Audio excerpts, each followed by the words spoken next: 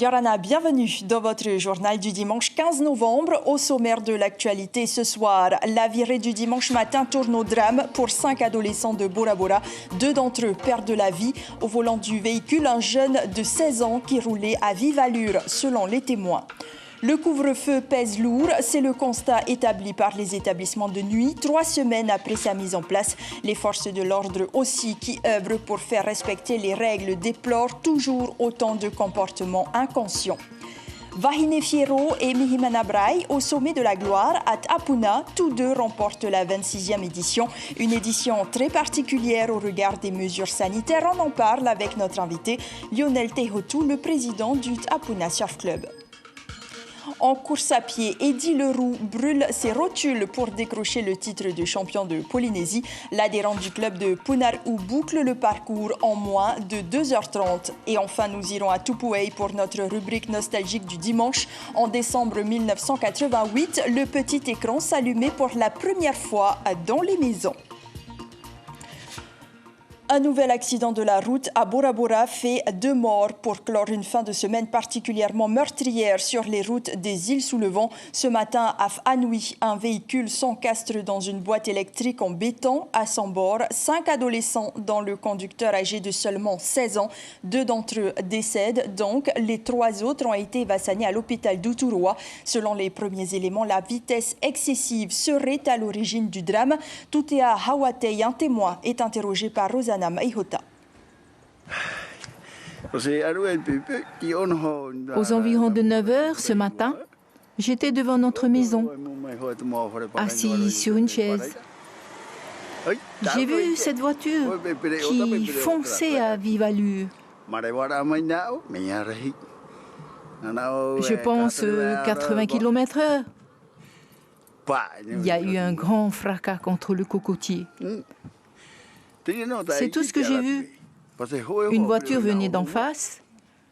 Je pense qu'il a essayé d'esquiver la voiture d'en face. Une voiture grise, mais je ne suis pas très sûre. J'étais assis là-bas.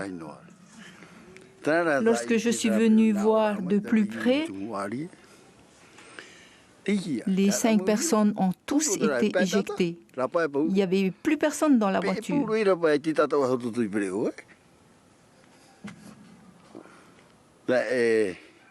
J'ai regardé 200 morts sur le coup. Un a été éjecté au bord de la mer, il est mort, et l'autre au bord de la route, mort aussi. Un autre à côté de lui n'est pas mort, mais il hurlait. Les 2 autres se sont levés et sont allés vers là-bas. Ils étaient 5 cousins dans la voiture, donc 2 évacués et 2 sont partis. Il y a un de Tanois qui était le fils unique, ainsi ses 3 sœurs, donc il vient de perdre son fils unique. Alors il vient de souffler ses 12 belles années dimanche dernier, il est né le 8 novembre, c'est tragique. Ce triste drame porte à 25 le nombre de tués sur les routes depuis le début de l'année, dont 6 au Raromatei au second semestre. Aux Marquises, cela fait 9 jours que les habitants de Uapau sont privés de Twin Otter. L'appareil est en révision depuis la semaine dernière et ne reprendra pas du service de sitôt, faute de pièces disponibles. Conséquence, les évacuations sanitaires pour des rendez-vous médicaux doivent être reportées, à moins de se rendre sur Nukuhiva en bateau. Le secteur touristique aussi se retrouve en difficulté. Les pensions de famille font face à des annulations de séjour. Elisa Burns, une gérante, répond à Lionel Tehamwana. Tous mes clients, ils ont annulé. Mais malgré cet impact-là, on a quand même essayé de trouver une autre solution, donc venir en bateau. Donc ils ont repoussé leurs vacances et ils sont quand même venus, étant donné que j'ai proposé, il y a aussi les bateaux. Uapau et Uahuka sont les îles impactées à ce jour. La société Air Archipel espère terminer les réparations de l'appareil avant les vacances de décembre. L'économie va-t-elle mieux après la réouverture des frontières en juillet? Car cela était bel et bien l'objectif des autorités, permettre le redémarrage du secteur touristique qui représente à lui seul 30% du PIB. Mais le nombre de cas positifs de Covid a poussé les décideurs à imposer des mesures sanitaires dans le couvre-feu depuis 3 semaines et son impact sur les commerces de nuit commence à peser très lourd. Thierry Stamfleur, Gilles Tautou et Marcel Bonneau. Les apparences sont trompeuses. Une chanteuse en live et des lumières vives pourraient faire illusion. Mais pour le propriétaire, l'heure est à la grimace depuis le couvre-feu, avec la disparition complète de la clientèle noctambule. On a perdu peut-être 60%, voire un peu plus du chiffre d'affaires qu'on faisait habituellement. On a vraiment les gens de proximité autour du Bora Bora Lounge qui reviennent, mais sinon tous les autres, on ne les revoit pas forcément. Partout dans les restaurants, le même constat. Après une bonne reprise en mai et juin, le pouvoir d'achat en berne d'une partie de la population a fait replonger l'activité. La place Vailleté sonne creux, elle aussi, pour un samedi soir. Il y a moins de gens et voilà, ça se ressent que la crise... Alors qu'avant, il y avait du monde, c'est vivant, ça bouge. Là, maintenant, non. 20h15 à peine, Alain débarrasse déjà. Son service aura duré moins de 2 heures. Ils vont même pas jusqu'à 21h, quoi. Non. Ils savent qu'il y a le couvre-feu et tout, et ils savent que 20h, 20h15, il faut partir. On fait ce qu'on peut. On est toujours là, on est debout. Encore debout. Encore debout. Côté clientèle aussi, ces soirées tronquées sont vécues avec un certain désenchantement, pas très drôle, de dîner en regardant sa montre. Il n'y a pas trop le choix. Hein. Depuis tout à l'heure, on regarde le téléphone, 20h10, 20h20, 20h40. Et là, c'est l'heure d'y aller, quoi. Culturellement parlant, le Polynésien, il aime la liberté. Hein, et puis, c'est quelqu'un qui vit au jour le jour. Donc, ce qui arrive aujourd'hui, non seulement économiquement, mais culturellement, c'est une catastrophe. 9h moins 10, c'est la course pour rentrer. Le trafic automobile se densifie brusquement. Papeete s'apprête à plonger dans le silence. Dans ce snack de Moorea, on commence également à tout ranger dès 20h30. Et certaines commandes arrivées un peu trop tard ne seront pas honorées.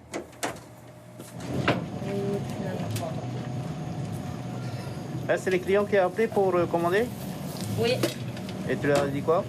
Qu'on est fermé. La police municipale, elle, est sur le qui-vive en cette soirée de week-end. Les débuts de week-end, c'est toujours hot. On verra ce soir. Là, on va bientôt commencer pour arrêter les véhicules. Serait-ce la présence d'une caméra, mais les forces de l'ordre semblent intraitables sur les horaires. Les contrôles démarrent à 21h pile. Là, il est 21h. Là, je suis obligé d'appliquer. Pas de souci pour les travailleurs, munis de leur dérogation. Je reviens du travail. D'accord. Donc vous comprenez les contrôles comme ça le soir? On comprend parfaitement, on connaît tous la procédure à suivre. En revanche, côté contrevenants, discussions et contestations sont parfois vives. Il faut respecter l'heure, même pas 21h10, 21h. Là, je ne sais pas où ils ont mis 21h10. C'est 16 100. Je travaille pas en ce moment en plus, tu vois. Moi, je suis au chômage, tu vois. Super content. Mais non, mais justement, on n'a pas d'attestation. On est venus ici pour un anniversaire. On croyait qu'on allait rentrer à temps, mais bon. Mais pour les forces de l'ordre, la priorité est bientôt ailleurs. C'est une affaire pour un attroupement de personnes alcoolisées au quai de Maté. Une bonne quinzaine de personnes alcoolisées, rassemblées après 22 heures, seront verbalisées. Le type même de situation qui, aux yeux des autorités, suffit à justifier un couvre-feu. Et comme nous venons de le voir, les clients se font rares dans les restaurants. Alors pour eux, la livraison à domicile est une bouée de sauvetage qui leur apporte un peu d'oxygène, bien sûr pour les restaurants. Le point avec Mélissa Chang et Jérôme Lee. Alors, tu me disais un tacos kebab avec une frite en plus, hein? Merci, Nana. Il est 18h30 et c'est le rush pour ce snack de Papeete. Ici, on enchaîne la préparation de pizzas, de tacos et autres burgers. Les clients sont habitués à emporter ou faire appel à la livraison à domicile, un métier que connaît bien Pamela, qui assure les livraisons depuis 4 ans. Et quand on arrive, on a nos heures de service. Si on commence, elle nous donne les livraisons à faire. Ensuite, on part avec les livraisons. Tu vas livrer où ce soir? C'est Papeete. Essentiellement parce qu'en fait, je suis en petite voiture et j'essaie de ne pas aller trop loin parce que c'est une électrique et elle consomme beaucoup en fait. c'est les garçons qui sont au scooter. Entre la cuisine et le comptoir, il n'y a pas de temps à perdre. En moyenne, 45 commandes sont envoyées chaque soir pour satisfaire les clients. Un moyen de fidéliser et d'en conquérir de nouveaux, malgré le couvre-feu imposé au métier de bouche. Ça nous a embêtés les premiers soirs. On a quand même eu la visite de la police.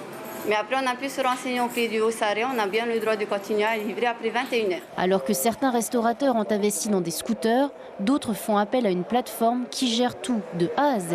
Ça nous fait un plus par rapport aux livraisons et on a beaucoup de clients aussi qui nous demandent par rapport aux livraisons. Du coup, étant donné qu'on a rencontré après Foodies et on s'est renseigné un peu par rapport à ça et on s'est dit qu'on allait essayer.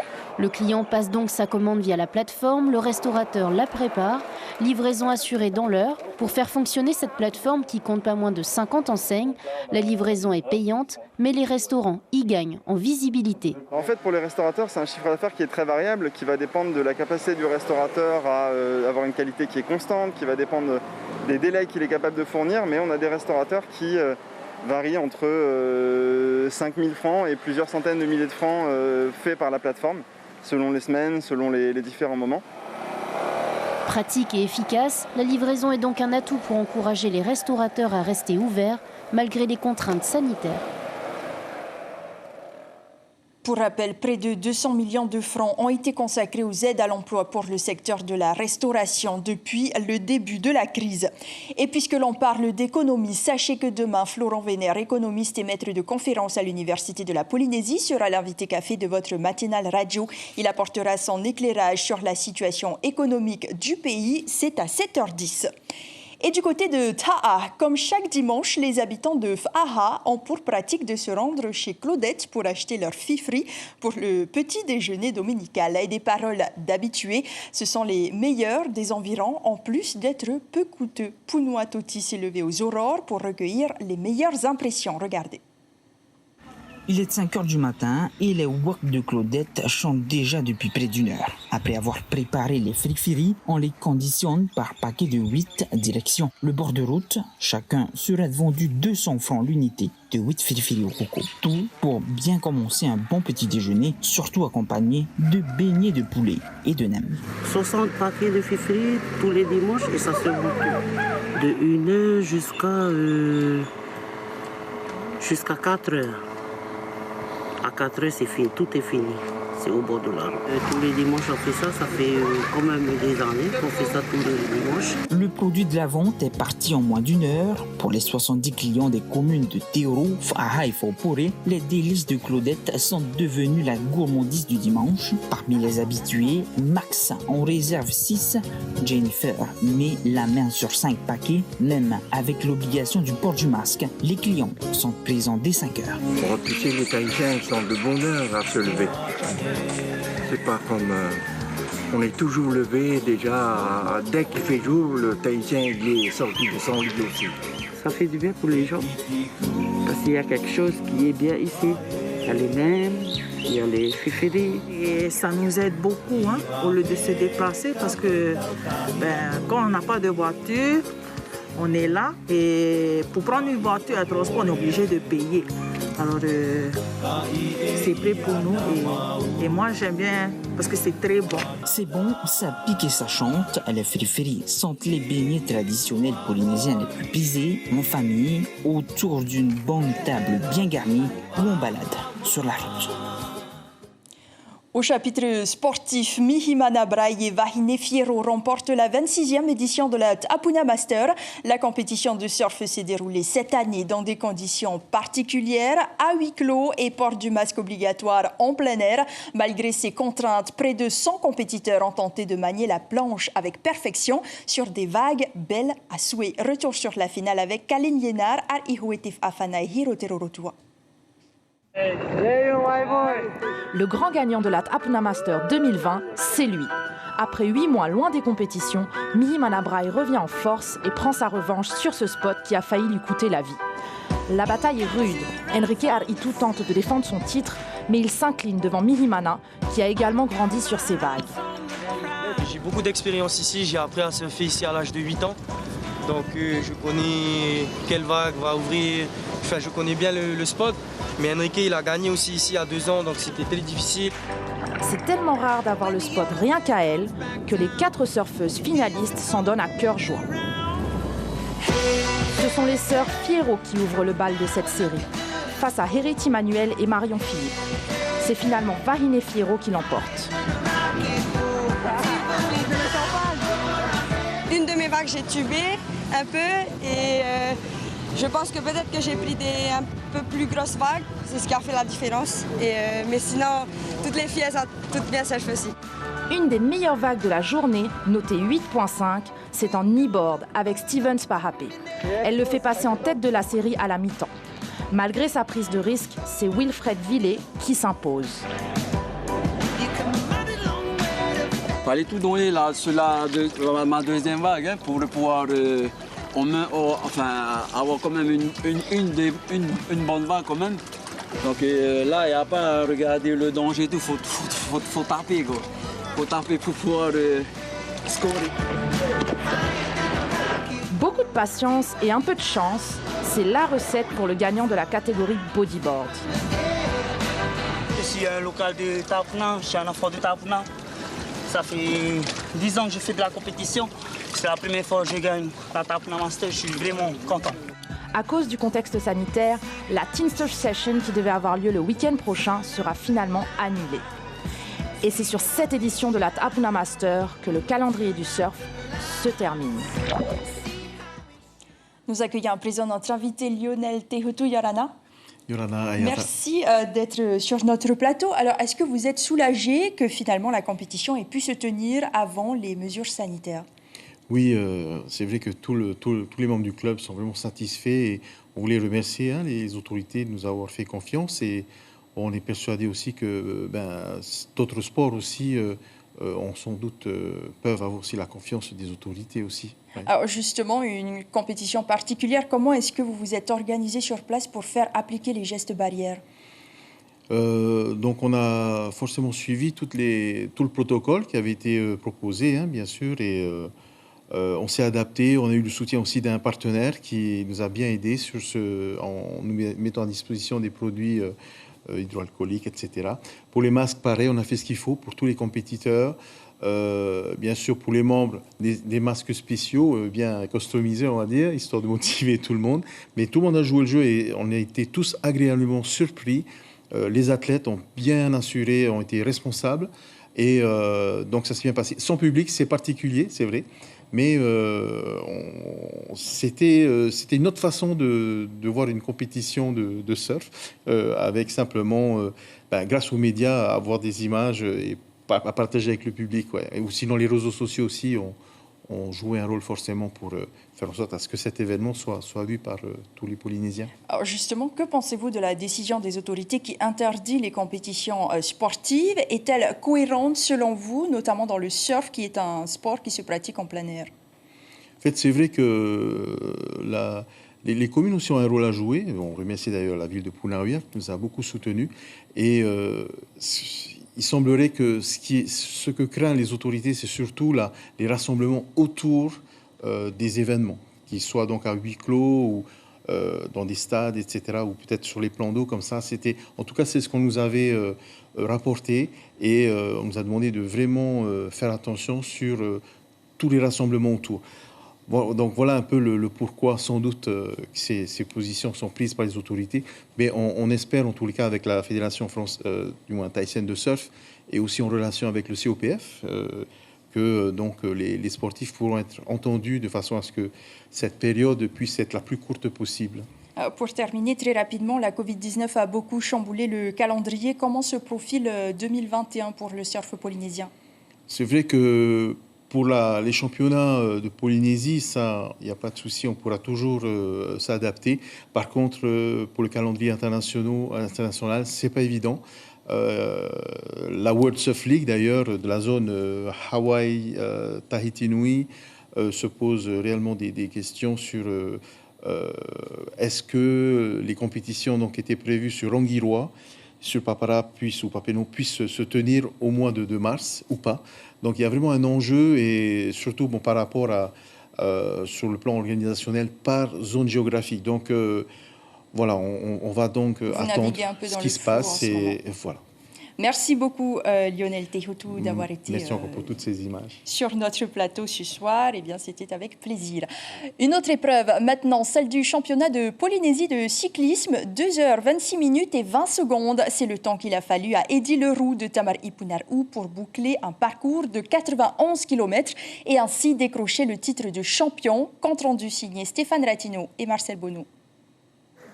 C'est une journée de flingueurs, à faire des plans, à monter des stratégies. Ensemble ou tout seul, c'est la loi cruelle de tout championnat. Une victoire, un titre pour l'année, ça cogite fort dans les têtes. Il ne faut pas non plus partir trop vite. On verra aussi en fonction des adversaires comment ça part.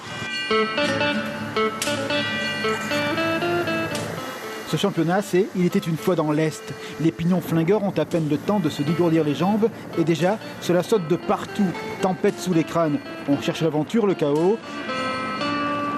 Mais cela devient sérieux avec 3 garçons. Ils regardent l'horizon, parmi eux, Karien Deller. C'est un des favoris, un champion qui a levé tant de fois les bras cette saison. Oui, avec Eddie déjà, donc on est les 2 leaders du club. Et on a une bonne osmose, donc ça marche bien pour le moment. Vous êtes prêts à vous sacrifier les uns pour les autres? C'est ça, on a le sens du sacrifice, on s'est partagé quelques victoires, donc on est arrivé souvent main dans la main à 2 et chacun son tour lève les bras, donc c'est de bonnes guerres. Et ça fait quand même rêver un maillot de champion de Tahiti, non? Ah oui, c'est l'objectif au niveau local, c'est vraiment le plus gros objectif qu'on a. Ça roule, ces 91 km baignés de lumière sont faits pour les hommes forts.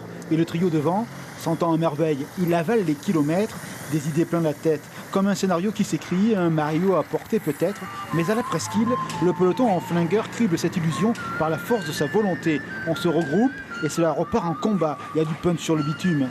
À gauche, Vernodon, à droite, Leroux, pour un dernier duel, sous le soleil. Du sérieux. Piré contre la Punaru, roue dans roue, la synthèse parfaite de la saison.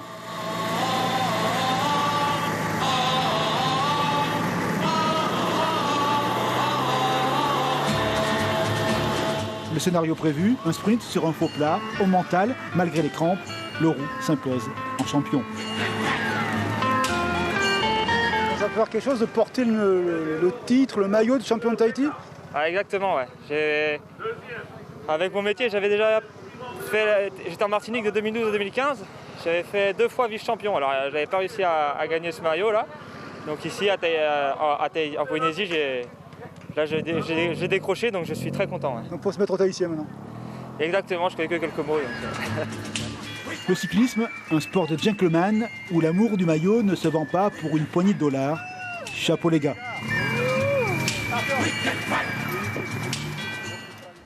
Et en ce dernier week-end où les compétitions sportives sont autorisées, les sportifs en profitent. C'était le dernier jour pour les tireurs de Baltrap du Sporting Clay Club de Tahiti. Ils se sont retrouvés au Montmarau pour la première édition du Challenge Rateré, la plus grande compétition en termes de plateaux tirés par compétiteurs à des distances différentes. À ce jeu, Toinois de Gage est le meilleur avec un score de 1049 points. Il est suivi de près par Pascal Brett et enfin Gino Mourin complète le podium. Francis Sanfort, le président du club, se satisfait que la compétition ait eu lieu avant les interdictions. On l'écoute, il répond à Théa Ounois. On peut se sentir chanceux. Chanceux. Pour nous, ça va être la dernière compétition de l'année, puisque maintenant toutes les compétitions sont annulées. Alors la plupart des tireurs qui ont fait le déplacement de cette compétition sont tous très très heureux. La préparation au championnat de Polynésie qui a malheureusement annulé, nous on vient de faire, on peut dire ça, notre championnat de Polynésie et on ne peut que être satisfait et heureux. Enfin, notre rubrique du dimanche qui nous remémore les événements d'antan. Et pour les habitants de Tupuai, décembre 1988 est un moment qui restera gravé dans leur mémoire puisque la télévision s'installait enfin dans leur foyer. Le reportage de Tomatir Itepuruarei.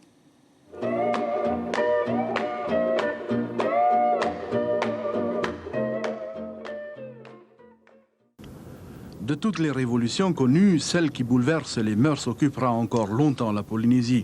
Une époque prend fin, une autre s'engage, moins contraignante, plus directe. La télévision en est la parfaite illustration. Désormais, l'image ne connaît plus de frontières, satellite oblige. L'image, elle est reçue par cette antenne parabolique derrière moi. et c'est acheminé directement sur les 2 récepteurs qui sont dans la station. Et de là, ça part vers l'émetteur que DTF a installé à la station. Les signaux à partir de l'émetteur TDF atteignent ensuite les récepteurs individuels. Mais tout n'est pas aussi facile que l'on pourrait penser. Pour pouvoir desservir l'île tout entière, il a fallu faire appel au matériel communal de l'époque révolue et donc briser quelque peu le monopole. Implanté sur le mont Pan-Hé à 400 mètres d'altitude, le réémetteur communal est alimenté en énergie grâce à une installation solaire et sommaire, l'avènement du direct n'ayant occasionné aucun renforcement à ce niveau. Résultat, la réception par le mont Pan-Hé laisse un peu à désirer. Tubouaï vit malgré tout une étape importante de son histoire. C'est la 2e des Australes à connaître les joies de la télévision en direct après Rurutu. Pour ses 1840 habitants, la différence est de taille. 3 heures d'émission préenregistrées contre 8 heures de programme comme à Tahiti, de quoi changer les habitudes. Au niveau de mon fils, par exemple, j'ai remarqué au mois de janvier, la rentrée a été plus pénible que d'habitude. Est-ce que c'était parce que le mois de vacances scolaires qui venait de se dérouler était plus chaud que d'habitude, ou est-ce que c'était pas parce qu'en décembre, justement, nous avons eu droit à la télévision en direct que nous attendions depuis bien longtemps? On a pensé que la télé directe, on aurait des problèmes. Mais on s'est rendu compte qu'on n'a pas du tout eu de problème au niveau de la scolarité de l'enfant. Aucune inquiétude donc côté enfants dont les préférences très variées se sont portées pour certains. Et ils sont nombreux sur le Club Dorothée, pour d'autres sur Automoto ou alors sur l'émission protestante. Ce que je constate, ce sont disons, des réunions, par exemple, du côté des associations ou des religions qui se passaient le soir maintenant. Et il y a beaucoup de places vides sur les bancs. Cela dit, une politique existe, quelle que soit la majorité en place. Créer le désir de revenir chez soi, là-bas, dans les îles. La télé, c'est sûr, y contribuera. C'est ainsi que s'achève ce journal. L'information principale du jour reste bien sûr cette fin de semaine meurtrière sur les routes des îles sous le vent. 2 adolescents ont perdu la vie dans un accident de la route Anui à Bora Bora. 5 personnes étaient à bord du véhicule, dont le conducteur âgé de 16 ans. Les 3 autres passagers ont été évacués d'urgence à l'hôpital d'Uturoa. Selon les premiers éléments, la vitesse excessive serait à l'origine de ce drame, mais une enquête est en cours pour déterminer si l'alcool est également à l'origine. Cela porte donc à 25 le nombre de tués sur les routes depuis le début de l'année, 4 ce week-end au Raromat-Ei. L'actualité à venir, demain, le tribunal administratif se penchera sur les procurations litigieuses dénoncées par Philippe Schill à Aroué à l'issue du second tour des municipales. Jeudi, les élus de l'Assemblée se réunissent pour la 5e séance budgétaire et enfin samedi, une sensibilisation au zéro déchet se tiendra à l'écolieu de Faa. Vos quotidiens titrent demain sur ce week-end meurtrier sur les routes des Raromat-Ei pour la dépêche de Tahiti. Et Tahiti Info s'intéresse au vaccin, quand, comment et pour qui. Merci de rester fidèle à votre chaîne publique. Polynésie la Première vous propose un film franco-belge juste après ce journal, La mécanique de l'ombre. Prochain point d'information demain matin dès 5h avec Carlos Natua et Ibrahim Ahmedazi. Je vous souhaite une très belle semaine. Prenez soin de vous et de vos proches. On se quitte sur ces images de surf signées Hiro Terorotua et Arihu Etif Afana.